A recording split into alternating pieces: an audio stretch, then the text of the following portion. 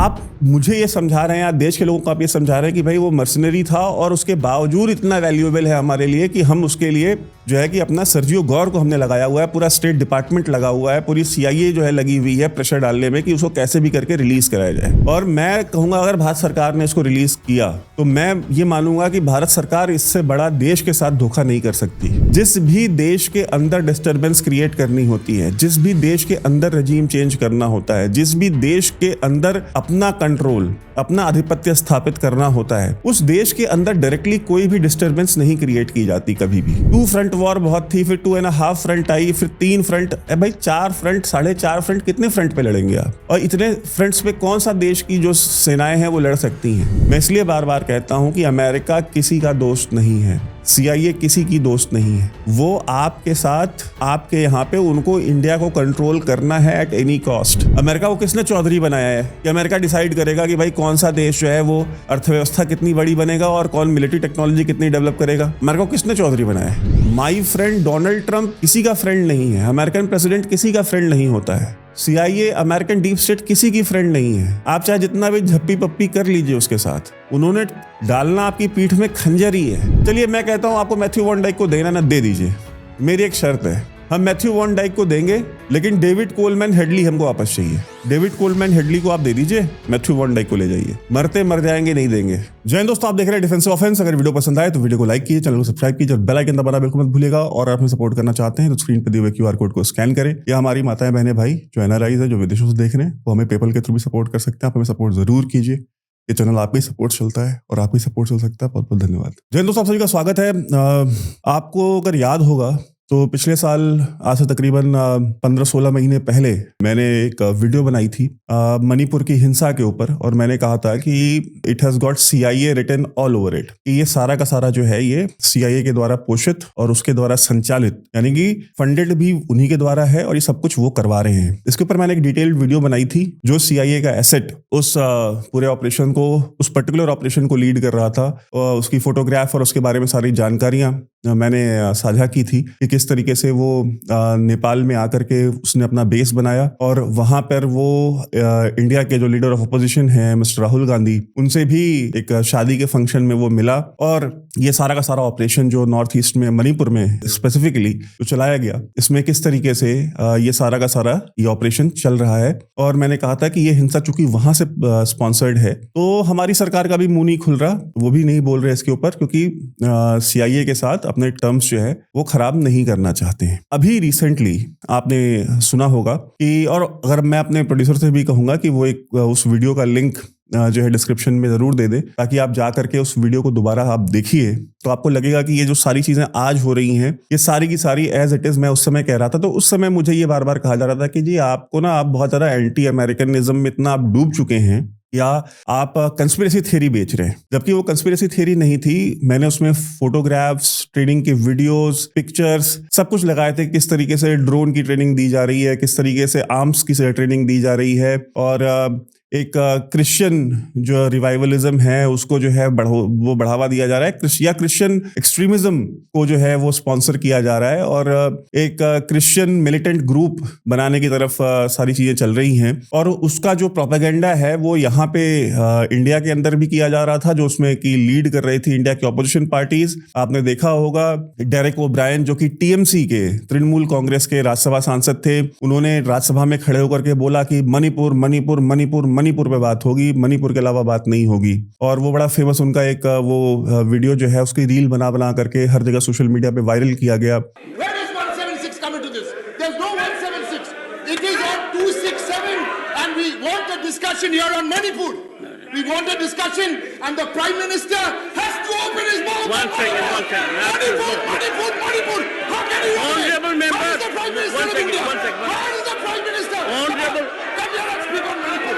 और अमेरिका में बैठ करके जो वेस्टर्न प्रेस थी उसको CIA किस तरीके से मैनिपुलेट कर रही थी, और वहां पे एक नैरेटिव और प्रोपेगेंडा चलाया जा रहा था कि इंडिया में क्रिश्चियंस का जेनोसाइड हो रहा है, जबकि मारे हिंदू जा रहे थे, जो माइती हिंदू हैं वहां पे वो मारे जा रहे थे। और मैं इसमें ये नहीं कहूंगा कि जी सारे कुकी खराब है और सारे कुकी मिलके मार रहे थे, ऐसा नहीं है। वो जो क्रिश्चियन कुकी आतंकवादी संगठन जिसको CIA पोषित कर रही थी, जिसको फंड्स दे रही थी, वो ऑपरेशंस वो रन कर रहे थे और वो मार रहे थे हिंदुओं को। लेकिन उसको ऐसा बना के दिखाया गया कि जी माइती जो है वो बड़ा अत्याचार कर रहे हैं, जबकि बेचारे माइती रेफ्यूजीज भी बने जो कि मेजोरिटी हिंदू हैं, वो बेचारे वहां पे रेफ्यूजी भी बने, अलग अलग राज्यों से भाग भाग करके दूसरे राज्यों में जाकर के उन्होंने शरण ली और उनकी जान माल का जितना नुकसान हुआ हम आप इमेजिन भी नहीं कर सकते हैं, लेकिन नैरेटिव पूरी दुनिया में बनाया गया। तो ये पूरा का पूरा डिटेल में डिस्क्रिप्शन में कुछ 40 मिनट का मैंने वो वीडियो बनाया था, तो मैं कहूंगा कि अपने प्रोड्यूसर से कि वो लगाएं, आप जाकर के उसको भी जरूर देखिएगा। और अभी देखिए जो मैथ्यू वॉन डाइक नाम का जो CIA का ऑपरेटर पकड़ा गया, जिसको मर्सिनरी आप बताने की कोशिश की जा रही है अमेरिकन प्रेस की तरफ से कि जी ये मर्सिनरी है। देखिए शब्दों का चुनाव कितनी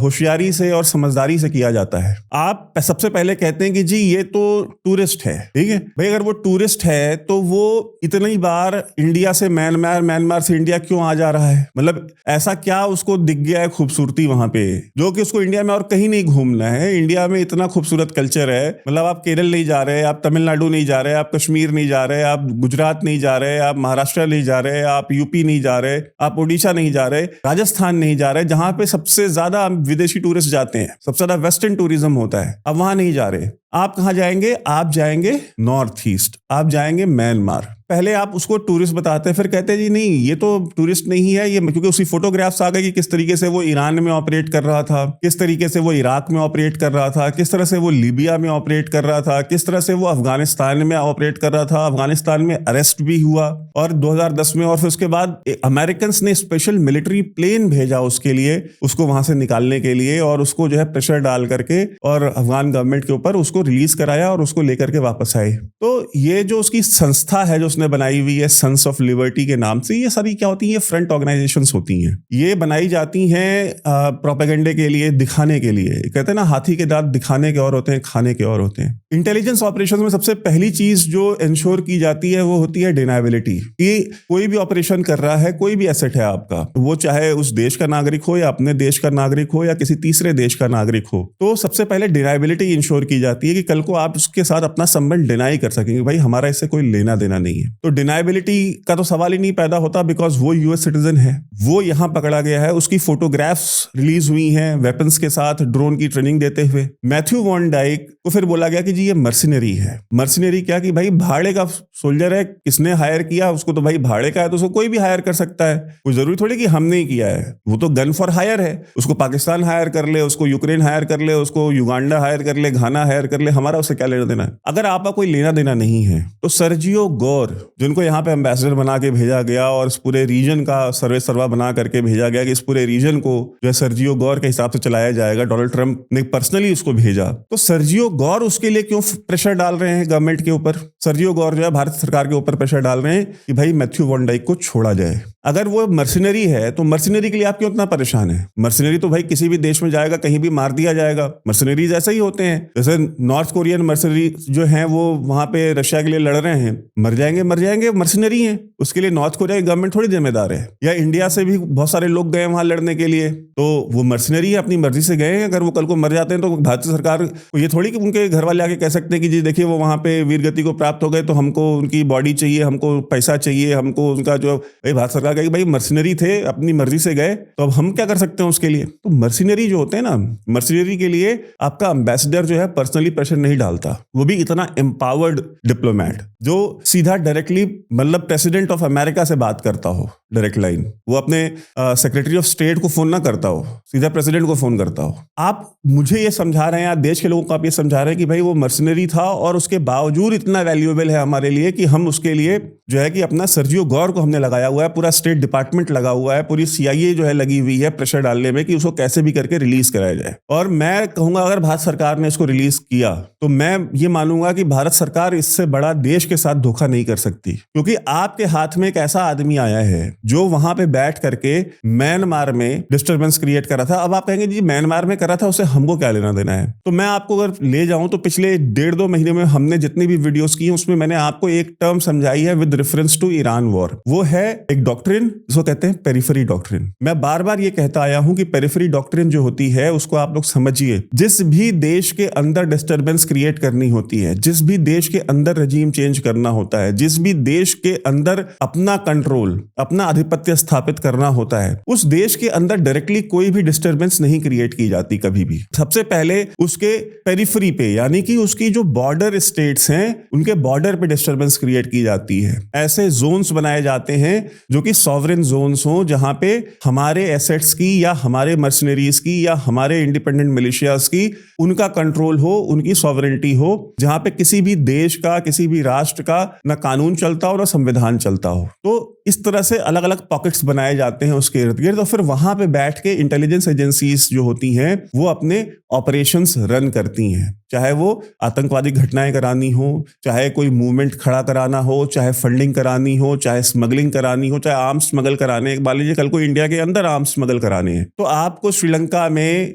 म्यांमार में, बांग्लादेश में, पाकिस्तान में आपको ऐसे पॉकेट्स चाहिए जहां से बैठ करके आप इंडिया के अंदर वो आर्म्स सप्लाई कर सके। अगर आपके अपने जो ग्रुप्स हैं, जो इंटरेस्ट ग्रुप्स हैं यहाँ पे जो आपके लिए काम करते हैं, उनको आपको पैसा पहुंचाना है, तो वो पैसा तो भाई बैंक ट्रांसफर के थ्रू तो नहीं जाएगा। वो पैसा कैसे जाएगा? वो पैसा जाएगा कैश में। तो अगर वो कैश में पैसा जाएगा तो वो कैश में पैसा कहां से जाएगा? तो वो इन्हीं बेसिस के थ्रू जाता है जहां से पोरस बॉर्डर्स हों। अब पोरस बॉर्डर जैसे क्या है? इन्फिल्ट्रेशन होता है इंडिया पाकिस्तान के बीच में, आतंकवादी जो है पाकिस्तान की तरफ से भारत में भेजे जाते हैं। ये आतंकवादी कभी गुजरात के रास्ते या राजस्थान के रास्ते या इधर से क्यों नहीं आते हैं? क्योंकि वहां पे बॉर्डर फेंसिंग है, वहां पे जो टेरेन है वो उतनी टफ टेरेन्स नहीं है कंपैरेटिवली, अगर आप उसको LOC से कंपेयर करें।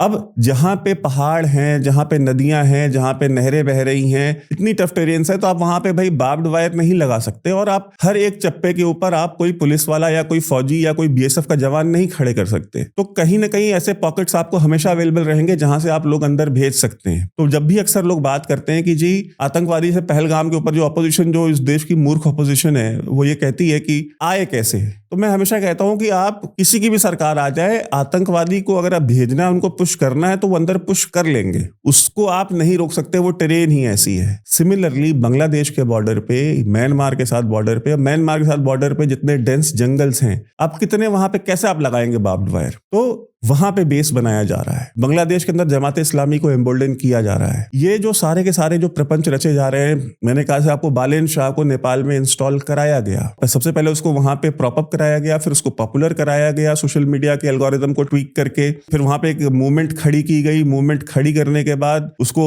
जो करंट गवर्नमेंट थी, उसको उखाड़ के फेंका गया। फिर उसके बाद बालेन शाह को लाया गया, उसको मेजोरिटी दिलवाई गई। तो ये जब सारे काम हो गए हैं वहां पे, तो अब आप देखेंगे कि वहां से भी, इसलिए मैं आपसे कह रहा था कि आने वाला टाइम हमारे लिए बहुत अच्छा नहीं है। मैं बार बार इसलिए कहता हूं, मैं कोई फियर मॉन्गरिंग करके अगर मुझे व्यूज कमाने होते तो मेरे पास 10 और तरीके हैं व्यूज के लिए और रेवेन्यू कमाने के लिए, लेकिन मैं आपको बार बार इसलिए कह रहा हूं क्योंकि ये सारी चीजें होंगी। और आप देख लीजिए पिछले 1.5-2 साल से हम जैसे जैसे बातें करते जा रहे हैं वैसे वैसे चीजें होती जा रही हैं। तो ऐसा भी नहीं है कि मैं जो कह रहा हूं वो चीज घटित नहीं हो रही है 6 महीने बाद, साल भर बाद, 1.5 साल बाद या 2 साल बाद, वो हो रही है घटित। और ये सारी की सारी चीजें हमारे लिए बहुत प्रॉब्लमेटिक हैं। तो ये जो मैथ्यू वॉन डाइक है, ये वहां पे म्यांमार के अंदर एक सॉवरेन टेरिटरी क्रिएट कर रहा है, वहां पे उसने बेस बनाया है, वहां पे वो ट्रेनिंग चल रही है। अच्छा, आप मुझे बताइए कि जब ट्रेनिंग कंप्लीट हो जाएगी इनकी, जब ये हथियार चलाना, ड्रोन चलाना, और आप देख रहे हैं कि ड्रोन वॉरफेयर जो है अमेरिका और इजराइल के इतने सोफिस्टिकेटेड एयर डिफेंस सिस्टम को किस तरीके से पानी पिला रहे हैं, जो ईरान के जो शाहिद ड्रोन्स हैं।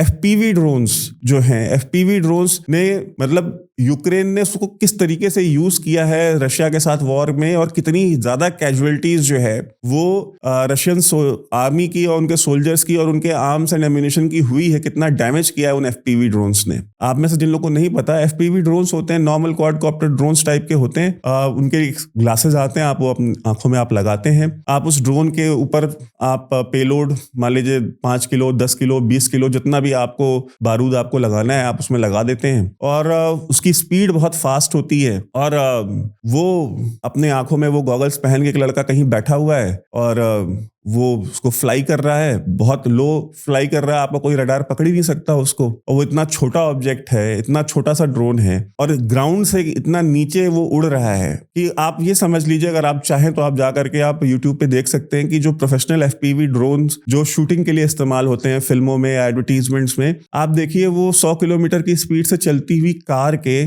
4 पहियों के बीच में से वो जो ड्रोन, जो प्रोफेशनल जो फ्लायर्स हैं, वो उसके बीच में से उसको निकाल देते हैं फ्लाई करते हुए। और 1 इंच भी टच नहीं होता कहीं पे भी। तो इस तरह की जब टेक्नोलॉजी इतनी ज्यादा, इतनी हाई मैन्यूवरेबिलिटी है और इतना टफ है उसको डिटेक्ट करना, और उस तरह की ट्रेनिंग अगर आपके बॉर्डर पे दी जा रही है, तो कल को अगर आपके साथ कॉन्फ्लिक्ट वहां पे अगर इन ग्रुप्स ने खड़ा कर दिया तो आपकी कितनी कैजुअलिटीज होंगी आप इमेजिन करके देखिए। आपको उसको डील करने के लिए और नॉर्थ ईस्ट को शांत करने के लिए हमारे देश के हजारों सैनिकों ने वीरगति को प्राप्त हो गए हैं। वो अगर आप में से जिन लोगों को नहीं याद है, जरा जा करके आप पढ़िए इसके बारे में कि नागालैंड, मिजोरम और ये सब जो जितने भी स्टेट्स हैं, अरुणाचल, यहाँ पे जो अलग अलग इंसर्जेंट ग्रुप्स थे, सेपरेटिस्ट ग्रुप्स थे, जो पहले चाइना स्पॉन्सर्ड करता था, आज भी करता है उनमें से बहुत सारे ग्रुप्स को, तो उनके साथ युद्ध भी हमने लड़ा है, उनके साथ डिप्लोमेसी भी हमने की है, उनके साथ बातचीत भी की है। हमने लिटरली 40-50 साल अपने दिए हैं उस रीजन में, तब जाकर के वहां पे थोड़ी बहुत शांति आई है। अगर वो फ्रंट भी आपका दोबारा एक्टिवेट हो गया तो आप सोचिए कि आपकी डिफेंस फोर्सेस कितने फ्रंट पे लड़ेंगी। एक फ्रंट वो आपका इंटरनल नॉर्थ ईस्ट में एक्टिव हो गया, बांग्लादेश के साथ आपको पता ही है जो चल रहा है, जिस तरह का माहौल है। पाकिस्तान आपका कोई दोस्त नहीं, ऑपरेशन सिंदूर अभी हमने कुछ 8-9 महीने पहले ही जो है कंक्लूड किया है। अब कुछ लोग कहेंगे नहीं वो कंटिन्यू है, कंटिन्यू तो नहीं है, कंक्लूड ही हो गया, तो वो हमने अभी 9 महीने पहले लड़ा है। चाइना के साथ एक फ्रंट आपका है ही है, तो आप कितने फ्रंट्स पे लड़ेंगे। 2 फ्रंट वॉर बहुत थी, फिर 2.5 फ्रंट आई, फिर 3 फ्रंट, भाई 4 फ्रंट, 4.5 फ्रंट, कितने फ्रंट पे लड़ेंगे आप। और इतने फ्रंट्स पे कौन सा देश की जो सेनाएं हैं वो लड़ सकती हैं। तो मेरे कहने का मतलब यह है कि ये जो डिस्टर्बेंस क्रिएट की जा रही है, ये जो पेरिफेरी डॉक्ट्रिन मैं आपको समझा रहा था वो यही थी कि इस तरह की ये सॉवरेन टेरिटरी वहां पे क्रिएट की जा रही है और हमारे लिए वहां पे प्रॉब्लम्स क्रिएट की जाएंगी। और भारत की सरकार को किसी भी कीमत पे, नो मैटर व्हाट, इस मैथ्यू वॉन डाइक को अमेरिका को नहीं देना चाहिए। लेकिन जहां तक मैं समझता हूं, इस देश की जो बाबूशाही है, जो लोग यहाँ पे करता धरता हैं, वो अमेरिका का प्रेशर एक लिमिट से ज्यादा बर्दाश्त कर नहीं पाएंगे। और मैथ्यू वॉन डाइक को आज नहीं तो साल भर बाद, 2 साल बाद ये देंगे वापस उसको। लेकिन ये समझ लेना कि मैथ्यू वॉन डाइक की वजह से ये चीज ये बंद कर देंगे, वो नहीं बंद करेंगे। मैं इसलिए बार बार कहता हूं कि अमेरिका किसी का दोस्त नहीं है, CIA किसी की दोस्त नहीं है। वो आपके साथ, आपके यहाँ पे उनको इंडिया को कंट्रोल करना है एट एनी कॉस्ट। हम दुनिया की तीसरी सबसे बड़ी अर्थव्यवस्था बनने जा रहे हैं, 3rd लार्जेस्ट इकोनॉमी बनने जा रहे हैं। 140 करोड़ लोगों की मार्केट है ये, 1.5 अरब लोगों की लगभग, इतनी बड़ी मार्केट है। हमारी परचेसिंग पावर बढ़ रही है, हमारी अर्थव्यवस्था का साइज बढ़ रहा है। वो कभी भी नहीं कहेंगे कि भाई आपको, और अभी तो ORF का एक इवेंट हुआ था और ट्रंप के एक बहुत क्लोज एसोसिएट हैं, उन्होंने आकर के तो भाई मंच पे खड़े होकर के उन्होंने बोला है दिल्ली में। और सबको पता है कि ORF के जो इवेंट होते हैं वो मिनिस्ट्री ऑफ एक्सटर्नल अफेयर्स के कोलैबोरेशन के साथ होते हैं, उसके साथ, उसके अलग से नहीं होते वो। और ORF एक तरीके से MEA का ही थिंक टैंक है, भारत के विदेश मंत्रालय का ही थिंक टैंक है। वहां पे आकर के दुनिया भर के राष्ट्राध्यक्षों और डिप्लोमेट्स के सामने वो इंसान स्टेज पे खड़े होकर बोलता है कि हम भारत को अलाउ नहीं करेंगे कि भारत नया चीन बन जाए। आपके मुंह पे बोल के गया है अभी 10 दिन पहले कि आप चीन की तरह जो है अपना आप मिलिट्री डेवलप कर लें, या चीन की तरह आप अपनी अर्थव्यवस्था को इंडिपेंडेंट बना लें, और आप अमेरिकन जो हेजेमनी है, अमेरिकन सुपीरियरिटी है या अमेरिकन सुप्रीमेसी है, चाहे वो अर्थव्यवस्था की हो चाहे मिलिट्री टेक्नोलॉजी की हो, कल को आप उसको चैलेंज करें। America will never allow it, America कभी अलाउ नहीं करेगा। अमेरिका कौन होता है? अमेरिका को किसने चौधरी बनाया है कि अमेरिका डिसाइड करेगा कि भाई कौन सा देश जो है वो अर्थव्यवस्था कितनी बड़ी बनेगा और कौन मिलिट्री टेक्नोलॉजी कितनी डेवलप करेगा? अमेरिका को किसने चौधरी बनाया है? लेकिन आकर के बोले गया, आप मुझे बताइए कि इस देश में किसी ने उसका जवाब दिया? वो लाल लेजर वाले हमारे मंत्री जी ने बोला कि भाई आप हमारे यहाँ आकर के हमारी मिनिस्ट्री के इवेंट में आप खड़े होकर हमको बताते हो कि हम क्या कर सकते हैं क्या नहीं कर सकते हैं। तो मैं इसलिए कह रहा हूं कि मैं इसलिए हमेशा अगेंस्ट में रहता हूं कि कभी भी ब्यूरोक्रेट्स को ये और इस सरकार को पता नहीं कौन सा कीड़ा है कि इनको, इनका बस चले तो पूरी की पूरी कैबिनेट ही ब्यूरोक्रेट्स की बना देंगे। जो मंत्री भी हैं इस सरकार में, उनका भी कुछ चलता वलता नहीं है, चलाते वहां पे भी उनके ब्यूरोक्रेट्स ही हैं। उनके जो सेक्रेटरीज हैं उनके अपनी मिनिस्ट्रीज के, वही सब कुछ चलाते हैं। मंत्रियों के हाथ में यहाँ वैसे भी कुछ नहीं, वो खाली फीता काटने के लिए और बातें करने के लिए हैं मंत्री। सब कुछ यहाँ पे ये बाबू लोग चलाते हैं, और बाबू लोग 1 ही 2 लोग हैं इस सरकार में जिनको वो रिपोर्ट करते हैं, बाकी वो किसी को रिपोर्ट भी नहीं करते कुछ। इनका बस चले तो ये सारे बाबुओं को ही बना दें सारे मंत्री, लेकिन नहीं बना सकते कि फिर जनता पूछे कि भाई वोट हम मंत्री बनने के लिए, भाई जनता ने वोट जिनको चुन के भेजा उनको बनाओ ना, लेकिन उनको नहीं बनाते किसको है? बाबुओं को बनाते हैं। तो मैं इसलिए कहता हूं कि अगर कोई चुना हुआ नेता होता, मंत्री, जैसे सुषमा स्वराज थी, चुनी हुई नेता थी, वो होती तो मैं देखता कि ये बोल के चले जाते और वो जवाब न देती। अगर 100% वो जवाब देती, सवाल ही नहीं पैदा होता कि वो इस चीज को बर्दाश्त कर लेती। लेकिन हम कर लेते हैं बर्दाश्त, क्यों? बाबू वाला वो माइंडसेट है, ये हमारे यहाँ पे ये परिस्थितियां बन रही हैं। और आप मुझे बताइए कि वो अकेला नहीं पकड़ा गया, उसके साथ 6 यूक्रेनियन पकड़े गए, और ये खबर किसने दी कि ये सारा चल रहा है यहाँ पे? आप स्टेट ऑफ अफेयर्स देखिए, हमारी इंटेलिजेंस एजेंसीज को ये खबर किसने दी? ये रशियन इंटेलिजेंस ने दी खबर। हमारी इंटेलिजेंस एजेंसीज को नहीं पता था कि ये चल रहा है। रशियन इंटेलिजेंस ने ये खबर दी कि भाई ये जो आदमी है मैथ्यू वॉन डाइक, ये CIA का आदमी है, उनका ऑपरेटर है, उनकी भाई एम्बेडेड है उनकी एजेंसी के अंदर, और ये 6 यूक्रेनियंस को लेकर के वहां पे ये ड्रोन ट्रेनिंग, क्योंकि ये सारे वेटरन्स हैं यूक्रेन वॉर के, इन्होंने वहां पे ड्रोन ऑपरेशंस और ये सारा सब कुछ किया हुआ है, तो उनको लेकर के वो वहां पे ट्रेनिंग दे रहा है। तो हमारे यहाँ लोगों को पता चला अच्छा ऐसा चल रहा है, तो उनको जाकर के उनको पकड़ा है। अब उनको पकड़ा है तो यूक्रेनियंस क्या कह रहे हैं? यूक्रेनियन एम्बेसी कह रही है, वो प्रोटेस्ट करेगी भाई ये रशिया जो है भारत और यूक्रेन के संबंध खराब करने के लिए ये गलत इंटेलिजेंस जो है ये इन लोगों को दे रहा है। तो वो जो फोटोग्राफ्स और वीडियोस हैं वो क्या बता रही है भाई? वो यूक्रेनियंस जो वॉर वेटरन्स हैं, यूक्रेन में वॉर खत्म हो गई है क्या? वो अपना युद्ध छोड़ करके हमारे यहाँ क्या कर रहे हैं? वो किस लिए बैठे हुए हैं? यूक्रेन में जाके लड़े ना। वो यूक्रेन अब खुद के देश में युद्ध चल रहा है रशिया के साथ, और वो यहाँ पे आ रहे हैं इंडिया में टूरिज्म करने, प्रॉपर कॉम्बैटेंट्स हैं, वो यहाँ पे टूरिज्म करने आ रहे हैं। ये टोपी किसको पहना रहे हैं? यूक्रेनियंस। तो ये जो सारा की सारी वॉर है यूक्रेन की, आपको ही पता है कि यूक्रेन की वॉर मैं क्या मतलब, ये तो डोनाल्ड ट्रंप खुद कह चुके हैं कि यूक्रेन की जो वॉर थी ये तो सब CIA और जो डेमोक्रेट्स हैं इनकी फैलाई हुई वॉर है ये। और मैंने आपसे कहा था कि ये जितने भी इंटेलिजेंस एजेंसीज हैं, CIAC जो एजेंसीज हैं, ये डेमोक्रेट्स और रिपब्लिकन्स के आने से इनकी पॉलिसीज बहुत नहीं चेंज होती, बिकॉज इतने जैसा आप प्याज देखते हैं ना, प्याज की तरह से होती है इंटेलिजेंस एजेंसीज, स्पेशली जो CIA टाइप की एजेंसीज हैं, जो प्रॉपर जिनके इतने बजट हैं और जिनकी इतनी आउटरीच है, वो प्याज की तरह होती हैं। आप प्याज के छिलके उतारते जाइए, परतें उतारते जाइए, जितनी परतें उतारेंगे नीचे एक नई परत निकलेगी। तो इतनी ज्यादा उनकी लेयर्स होती हैं और इतने ज्यादा साइलोज में वो ऑपरेट करते हैं, और उन्होंने अपने खुद के इतने इंडिपेंडेंट वेंचर्स खोल रखे हैं अपने ऑपरेशंस रन करने के लिए कि अगर कल को उनको किसी ऑपरेशंस के लिए अगर